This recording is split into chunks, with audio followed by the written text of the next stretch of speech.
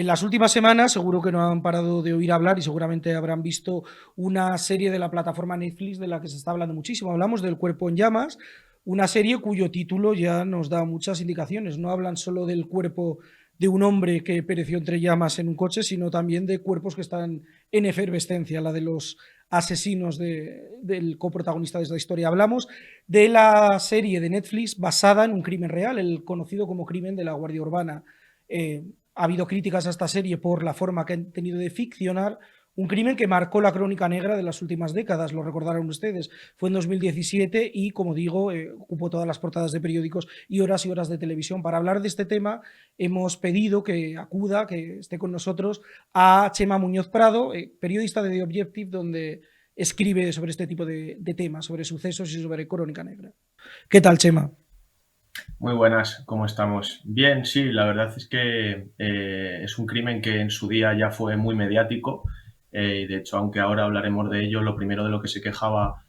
Rosa Peral, así como todo su equipo de abogados, incluso el resto de partes involucradas en este caso, es de cómo se exageró todo el tema y se convirtió meramente en un producto de ficción, porque incluso medios de comunicación admitieron que tenía todos los elementos ideales para poder ser un producto televisivo masivo. Y bueno, Netflix, como siempre, ya lo estamos viendo con muchas series y casos anteriores, pues ha aprovechado una vez más y se ha hecho eco de ello para poder llevarlo a la ficción, también exacerbarlo y llevarlo a un plano en el que la gente en su casa pueda verlo, engancharse a la serie y conocer qué es lo que pasó con el crimen de la Guardia Urbana. La verdad es que, como me dice Chema, la historia real ya lo tenía todo y así ocurrió. El seguimiento que tuvo por parte de la prensa en aquel momento fue masivo porque era una historia de estas pues, sacadas de novela negra directamente. Una historia sentimental a tres, una víctima, tres miembros de los cuerpos de seguridad, en este caso de la Guardia Urbana, involucrados. Lo tenía todo como, bueno, para enganchar iba a decir al público, pero bueno, voy a decir a la sociedad porque estamos hablando de una historia real. Sin embargo, como bien dices, Netflix, que parece estar ahora, bueno, apostando por este tipo de historias reales, si en algo se ponen de acuerdo en todas las historias que trata Netflix, y también está ocurriendo con la historia de Rosa Peral y el crimen de la Guardia Urbana, es que casi siempre los protagonistas, sean víctimas, sean verdugos o sean secundarios, acaban muy cabreados con el producto final. ¿Por qué crees que hay ese cabreo alrededor? Hombre, al final,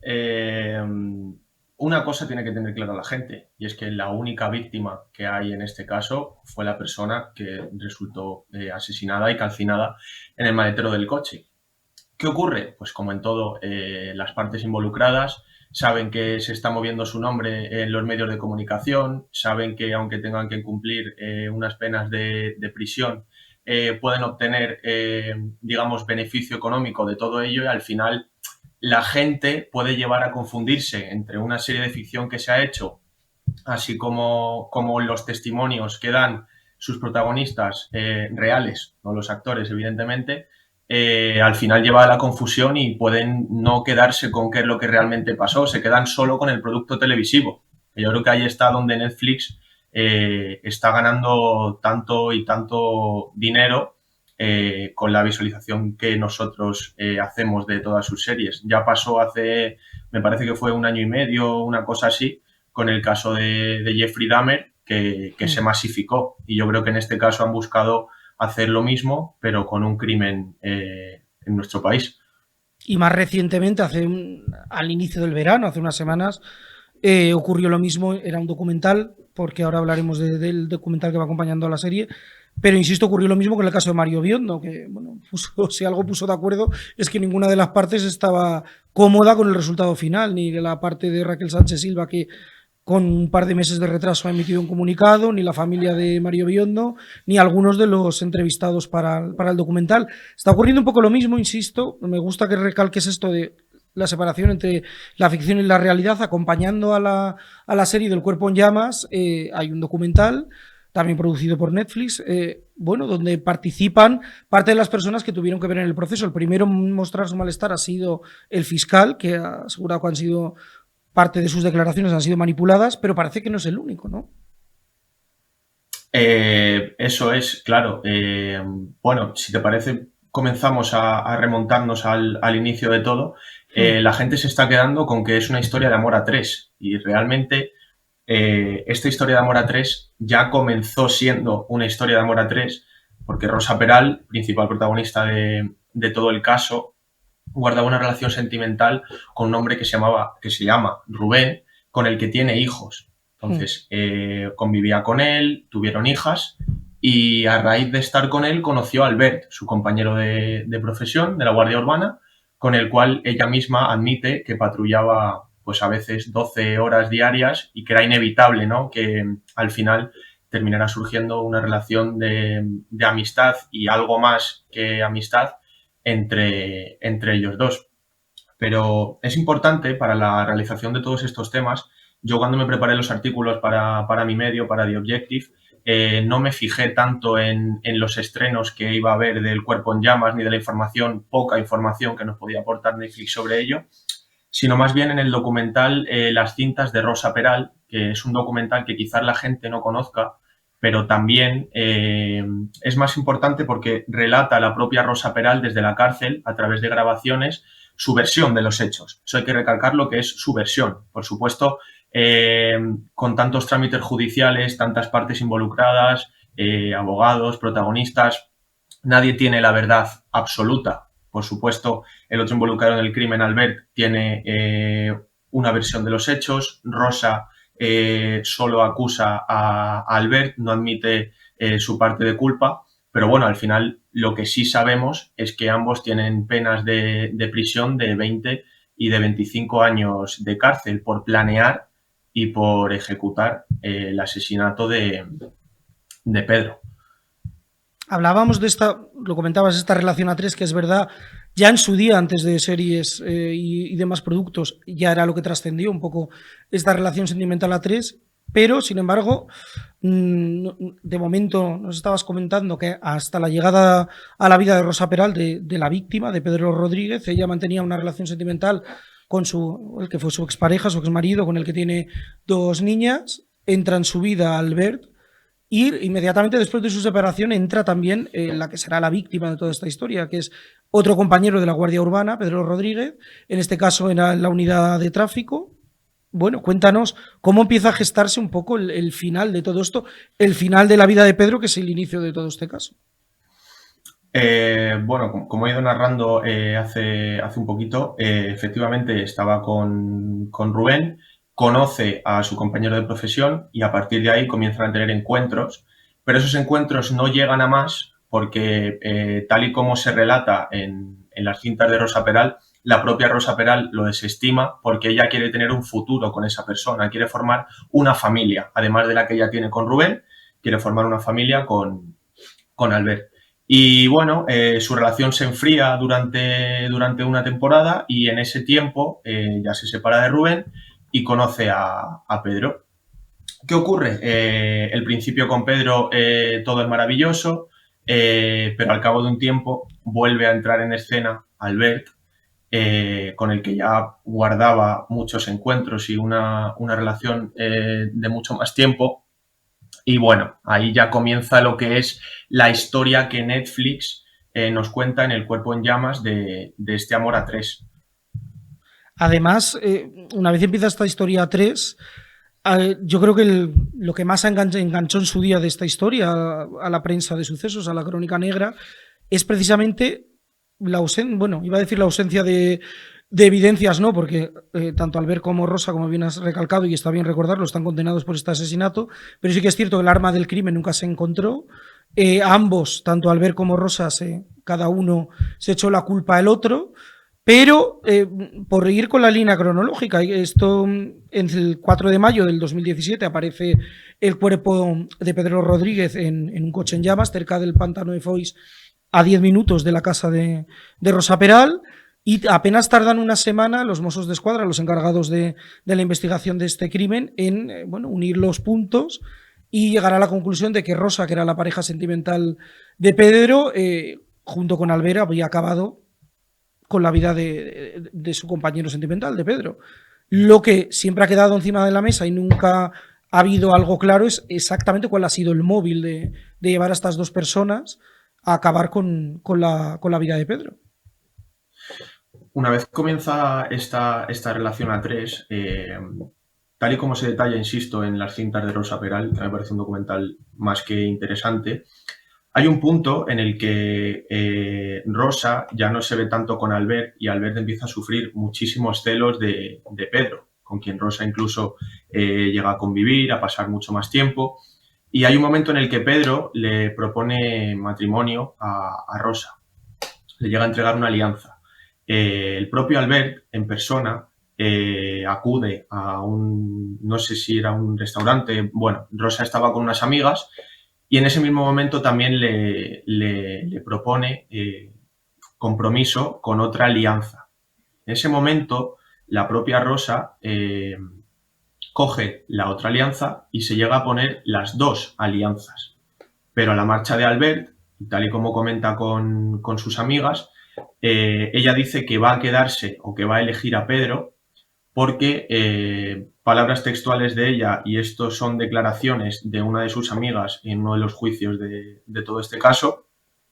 porque Pedro le transmitía mejores sensaciones a la hora de practicar relaciones sexuales con él y además vestía mejor que él. Entonces, todo este conjunto de declaraciones en contra de Rosa, incluso de sus propias amigas, le han llevado a los jueces encargados del caso y al fiscal a hacer un perfil psicológico de Rosa Peral, el cual la posiciona como una persona muy manipuladora, una persona que es capaz de todo con tal de llegar a alcanzar sus propios intereses y que además tiene muchos poderes de encanto hacia las otras personas, ¿no? De atracción. Y a través de eso es como con esas herramientas consigue llegar a todos sus objetivos. Sobre los encantos de Rosa Peral te preguntaré ahora porque me parece que ha sido una parte bueno, importante en todo este proceso por cómo se trató. Volviendo un poco a los hechos, es verdad que no conocemos los móviles más allá el móvil, perdón, más allá de esto que nos estás comentando, pero han quedado sobre la mesa tres opciones, un poco lo que defendía Rosa, que es que ella no actuó, por decirlo de alguna forma, por miedo, sino que quien asesina por iniciativa propia a Pedro es Albert y ella por miedo decide bueno, no denunciarle a la policía y participar bueno, en hacer desaparecer, que fue afortunadamente para la justicia un fracaso, como lo intentaron hacer desaparecer el cuerpo. Pero por otro lado está la versión de Albert, que bueno, digamos que la teoría más de que fue un conchabeo entre ambos se mantiene, y había una tercera teoría que nunca, yo creo que nunca ha calado o que nunca se ha investigado del todo, que es el posible chantaje de Pedro a Rosa porque habría descubierto, bueno, la participación de Albert y Rosa en la desaparición de un mantero. Claro, eso es. Lo que sostiene Rosa en todo momento, aparte de contar, el asesinato se produjo el día 1 de mayo, 3 días antes de que hallaran el cadáver calcinado en el maletero del coche. Ese día, Rosa y Pedro comparten, junto a las propias hijas de Rosa y familiares de Pedro, comparten un día en familia a pocos kilómetros de donde se produjo el crimen. Lo que sostiene Rosa es que esa misma noche, Albert, harto de que Rosa mantuviera un poco una relación a dos bandas con él y con Pedro, se personó en la casa con un hacha y mostrando su pistola reglamentaria de la Guardia Urbana con tal de intimidar a Rosa. Entonces, efectivamente, como has dicho, Rosa sostiene que en todo momento lo que se produjo o lo que aconteció esa noche lo hizo única y exclusivamente por miedo, pero claro, también entran en esta historia, por ejemplo, las hijas que estaban en la casa, las cuales Rosa dice que subió a una habitación para que no escucharan absolutamente nada y que abajo comenzó a producirse un intercambio de golpes entre Pedro y Albert, sabedores ambos de que Rosa estaba manteniendo relaciones simultáneamente con los dos. Además, acabas de citar el papel de las niñas. Es importante y lo fue luego en el juicio, como, bueno, una de las niñas, voy a decir supuestamente, porque es una de las cosas que en el juicio no se le dio importancia o no se le quiso, bueno, que constase así en el sumario, pero supuestamente una de las niñas habla con la nueva pareja de su padre, de Rubén, de la expareja de Rosa, y bueno, le cuenta un poco el estado en el que ellas ven a Pedro, al hombre que convivía con su madre, y que luego automáticamente ven a Rosa manchada de sangre. Que recordar que no se quiso que la menor declarase en sala judicial, y cuando lo hizo la pareja del padre,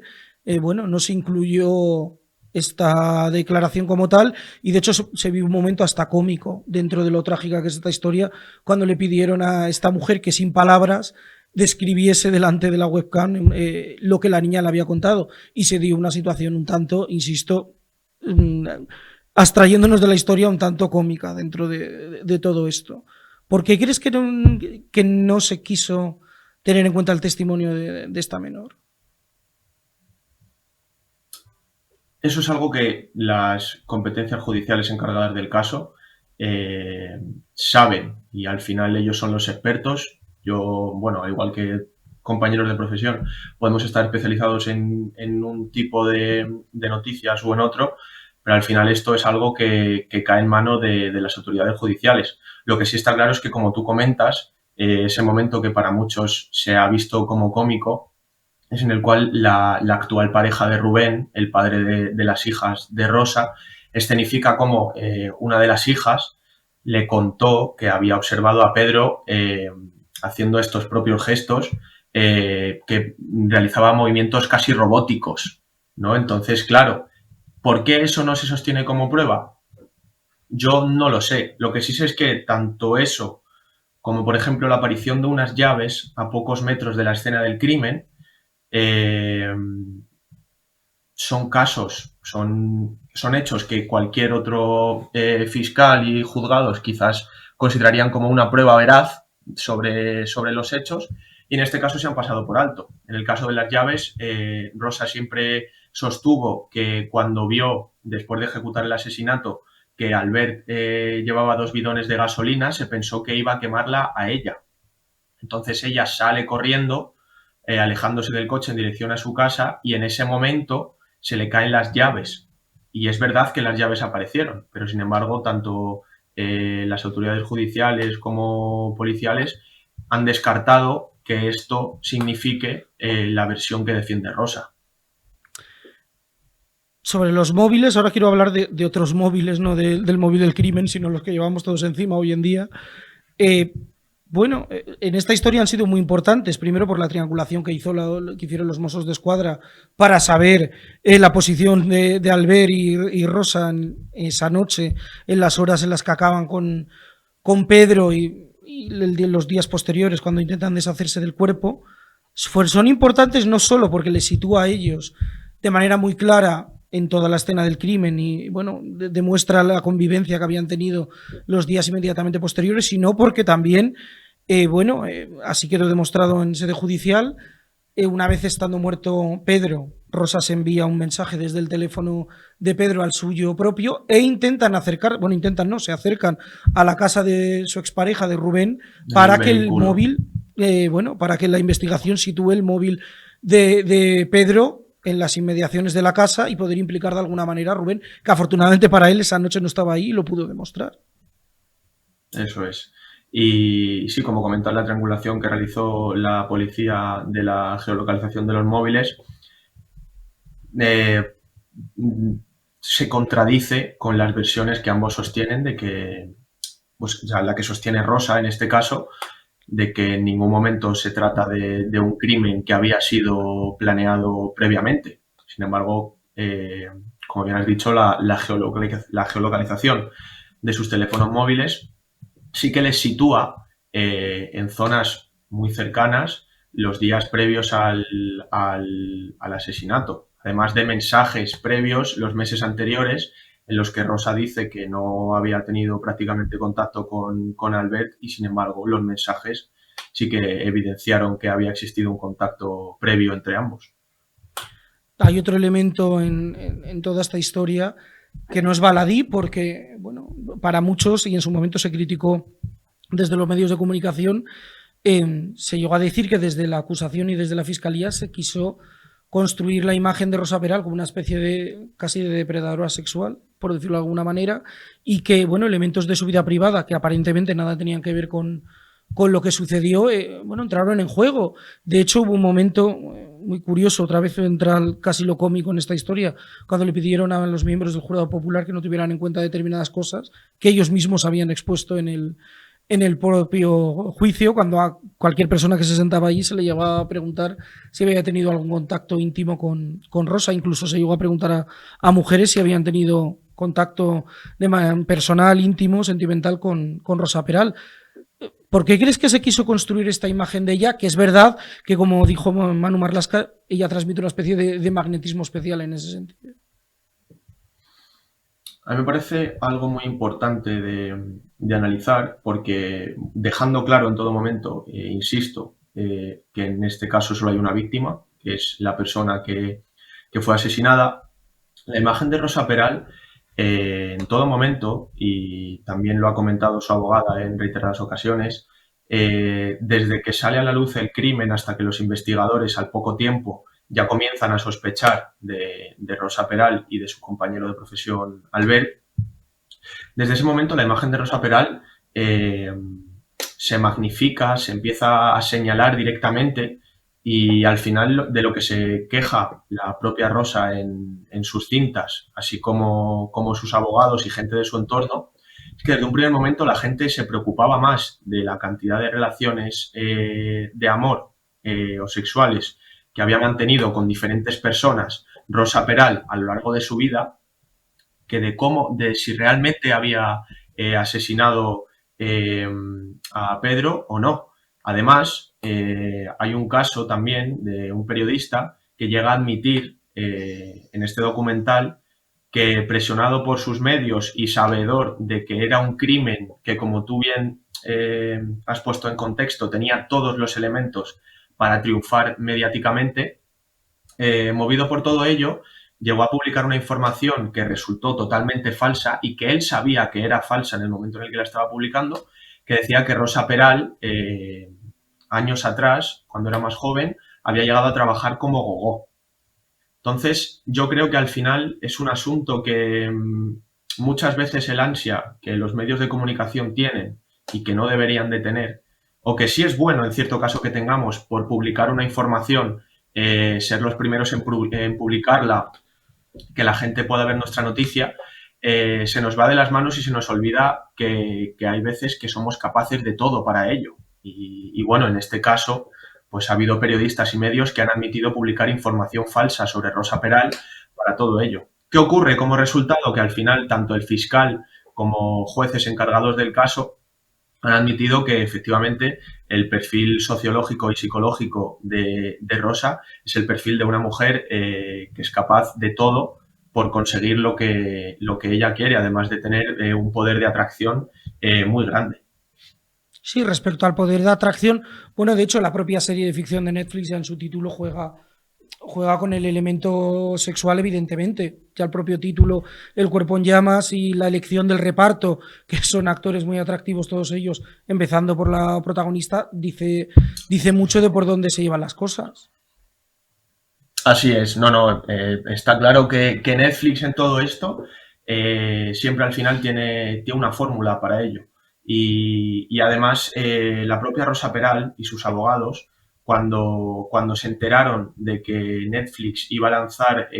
una serie de ficción, que es algo que Netflix siempre ha dejado claro que era una serie de ficción,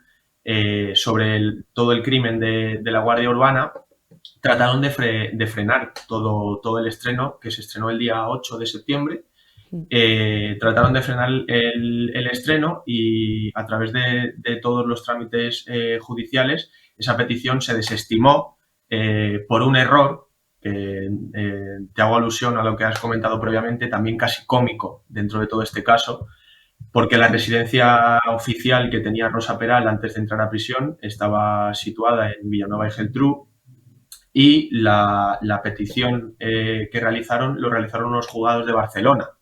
los cuales dijeron que eso no era una competencia suya, y desestimaron la petición que habían hecho de no estrenar esa serie de ficción. Además, con todo esto, un poco de la imagen que se creó de Rosa, es verdad, bueno, dice muy poco de la sociedad española, que tan modernos queremos a veces, que se jugaran con estos elementos, pero es cierto que no hay que quitarse de la cabeza una cosa, que los prejuicios sociales están ahí y que era un juicio con jurado popular, que hay que tenerlo en cuenta. Y bueno, construir una determinada imagen, más allá de que, como está recalcando, y creo que es importante sostenerlo, la víctima es Pedro Rodríguez, es cierto que, bueno, que cuando se construye una determinada imagen de una persona frente a un jurado popular, bueno, parece como que se quieren poner miguitas de pan para llegar a una determinada conclusión. ¿Crees que esto desde la defensa de Rosa, que no paran de presentar recursos constantemente, le puede llegar a beneficiar? Porque el uso del jurado popular en España no es la primera vez que genera polémicas por el resultado. Yo creo que es algo que beneficia mucho tanto a Rosa, a todo el equipo de Rosa de abogados que le respalda. Es algo en el cual ella sale beneficiada, pero ya no es algo en lo que salga beneficiada, sino que quizás sea la única forma de la cual ella se puede defender de una acusación tan directa y con tantas pruebas de que efectivamente ella participó en ese crimen. Eh, Al final lo han aprovechado y saben que quizás sea de lo poco a lo que se puedan agarrar para rebajar la condena, porque Rosa ha declarado en todo momento que ella quiere cumplir la condena que le toque cumplir, pero sobre todo quiere salir de la cárcel y que sus hijas la crean y que no le tengan que realizar ninguna pregunta sobre qué es lo que realmente pasó y por qué se ha tirado su madre 20, 25 años, los que termine pasando en la cárcel. Además, con todo esto, bueno, como digo, decía yo al principio de nuestra charla, ha habido quejas tanto por parte de los abogados de Rosa Peral con respecto al tratamiento que se ha dado a la historia, pero también ha habido quejas, por ejemplo, por parte del fiscal, que, bueno, es el que construye un poco, no solo él, sino los medios, como bien ha recordado, participaron de ello, o participamos, vamos a meternos todos en la construcción de una determinada imagen de Rosa. Claro, pero también ese mismo fiscal ahora ha mostrado su desacuerdo con este producto, no el de ficción, sino con el documental de las cintas de Rosa, y bueno, él dice que se han manipulado sus declaraciones. Hombre, está claro que las cintas de Rosa Peral es un producto que la propia Rosa Peral y en el que todo su equipo han participado, han promovido para que termine saliendo a la luz. Pero claro, yo creo, y en esta parte estoy de acuerdo con el fiscal, en que es una ficción o es una docuserie en la cual se cuentan en esas cintas, se cuenta una versión, se cuenta solo la versión de Rosa. Estamos Es hablando de un importante crimen en el recalcar cual eso. se participa en El cuerpo en llamas. Netflix lo que hace es contar toda la historia eh, llevada, por supuesto, a la ficción. Netflix ha admitido, así como los directores y productores de la serie, que muchas escenas que sucedieron y en las cuales se ha tenido constancia de ello en los juicios, ellos mismos la han exagerado, como es la detención de Rosa en la serie, que podemos ver cómo van a su casa, todo queda muy magnificado y realmente no fue de esa forma. De hecho, la conversación de ella con los Mossos, creo recordar que era, por lo que publicaron los compañeros, era, bueno, en fin, bastante llamativa. Eso de no tengo con quién dejar a las niñas, no puedo acompañaros, fue un poco llamativo el momento de su encuentro con los Mossos. Eso es. Entonces, claro, Netflix y El cuerpo en llamas se trata de un producto totalmente televisivo para atraer al espectador, para tenerle delante de la pantalla y, por supuesto, para ellos obtener un beneficio económico a raíz de contar una historia. Como, insisto, lo has comentado tú, ha pasado ya previamente en múltiples ocasiones. Sin embargo, Las cintas de Rosa Peral es una producción y un documental en el que solo se cuenta una versión de los hechos. Entonces, creo que también, aparte de intentar demostrar la verdad, es una forma de defender tanto Rosa como su equipo de abogados toda la versión de Rosa, intentar montar una imagen que sea más sofisticada de ella para que no la pueda inculpar en gran magnitud en lo que fue el crimen y seguir adelante con esa defensa. Bueno, pues Chema, muchísimas gracias por acompañarnos aquí en la sala VIP DVD un poco para recordar, bueno, para poner en contexto la historia real detrás de una serie que se ha convertido en un fenómeno, pero que ya en su momento la historia real fue uno de los hitos de la crónica negra más reciente en nuestro país. Muchas gracias, Chema. Muchas gracias a vosotros.